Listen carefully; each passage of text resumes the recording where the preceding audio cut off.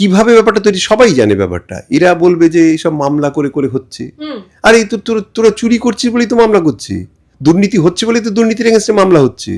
এ তো খুব স্বাভাবিক ব্যাপার যে তুমি একটা দুর্নীতি করবে, সেটা সবাই মেনে নেবে তোমার দুর্নীতিটা, তুমি যা করবে সেটাই হবে, তুমি টাকা নিয়ে চাকরি দেবে আর সেই টিচাররা শিক্ষা দেবে, তার এগেন্স্টে কোনো মামলা হবে না? মামলা তো হবেই, মামলা দিলে তো আটকাবেই। এরা তো চায় না, কাউকে চাকরি দিতেই চায় না। তা আমি বলছি যে একটা শিক্ষা ব্যবস্থাটাকে ধ্বংস করে দিচ্ছে বুক ফুলিয়ে। একটা আমাদের একটা শিক্ষা ব্যবস্থা ধ্বংস হওয়া মানে কি? পুরোটা জাতি ধ্বংস হয়ে যাওয়া, একটা প্রজন্মকে ধ্বংস করে দিয়ে, একটা প্রজন্ম, তুমি ভাবো না একটা প্রজন্ম কীভাবে ধ্বংস, চোখের সামনে আমি দেখছি ধ্বংস হয়ে যাচ্ছে। তখন আমার কষ্ট হবে না? আমি শিল্পী হিসেবে আমি সেই ইয়ে পাবো না? আমি তাদেরকে মানে আনার জন্য আমি বলেছিলাম। বাম আমলে তুমি আমাকে দেখাও, বাম আমলে নেতা মন্ত্রী ইত্যাদি, এই যে আজকে একটা পঞ্চায়েত নেতা, একজন কাউন্সিলর, তার বৈভব,